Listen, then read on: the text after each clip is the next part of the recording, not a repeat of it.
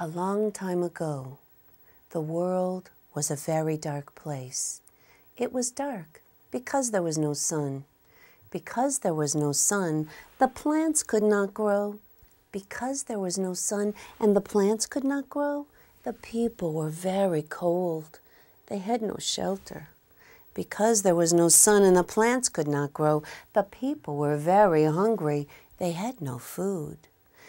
Because there was no sun, well, this was the worst thing of all. Because there was no sun, it was very dark. The people couldn't see anything. Not the kind of dark when you crawl into bed at night and you flick off the light. No, it was the kind of dark where you could see nothing, just blackness, not shadows as your eyes got accustomed to the light. No, just black. One day, ouch!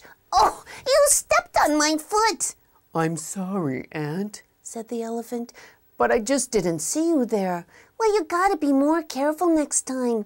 I'm really a little guy and that really hurt my foot. Well, Aunt, I'm really sorry. I just can't see you. It's too dark. We've got to do something about this. So all of the people got together and they started talking all at once. And finally, Bear said, People, now we have a real problem here. It's dark, it's cold, people have nothing to eat, no shelter, and people are getting bumped into and stomped on. We've really got to do something. Who has an idea on how we can bring some light to the world? Well, I think I could do something. Who said that? Me, Condor. I think I could do something. Condor, what could you do? I can bring the sun to the world and the beautiful feathers on my head. Oh, Condor, what a good idea. Now, this is the thing that I didn't tell you about Condor. Condor had these beautiful feathers on his head that were all of the colors of the rainbow. And when Condor flew through the sky, it made the world look like a rainbow was arching right overhead. And so Condor flew to the place where the sun lived. Condor put the sun and the feathers on his head, and he flew back to the place where the people lived. But by the time he got there, the sun had burnt all of the feathers from his head. And to this very day, Condor has a bald head. But then the people were still in the dark. Oh, Condor, are you okay? I'll be all right. I'm hungry. I'm cold.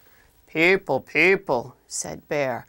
Condor tried. He wasn't successful, but that's not the point. He tried to bring the sun to the world. He put all of his energy into it. Now, someone must have another idea on how they can help bring light to our world. Who has an idea?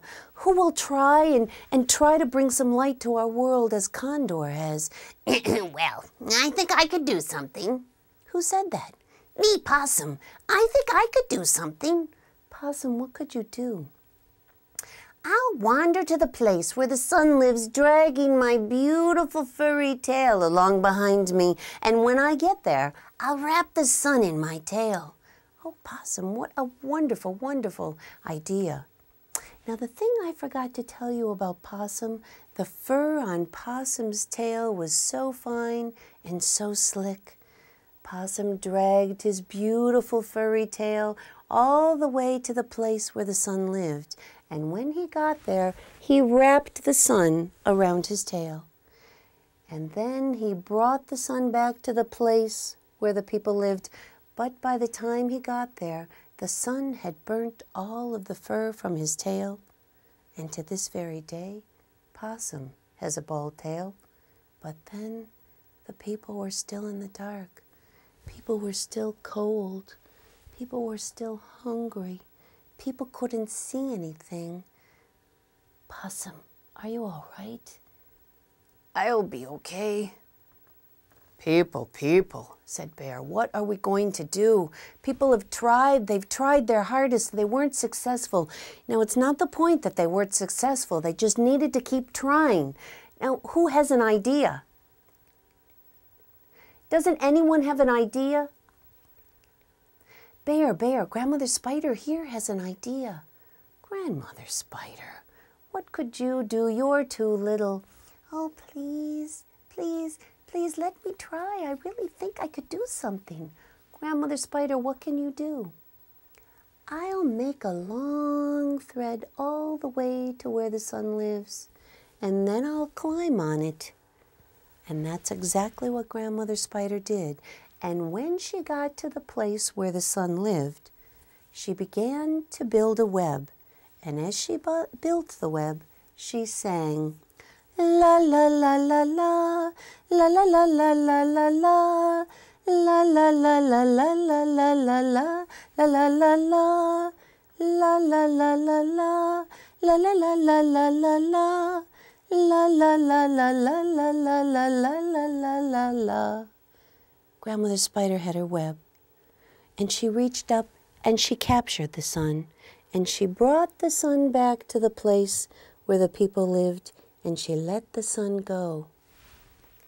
And do you know, to this very day, when you wake up in the morning, you'll see the sun rise in the east, and it looks like it continues to move through the sky and set in the west. And sometimes, if you're really lucky, you'll look up into the sky and you'll see the threads of Grandmother Spider's web hanging from the sun, so that you know to honor Grandmother Spider for bringing the sun to the world. And that's the Hopi story of how Grandmother Spider brought the sun to the world.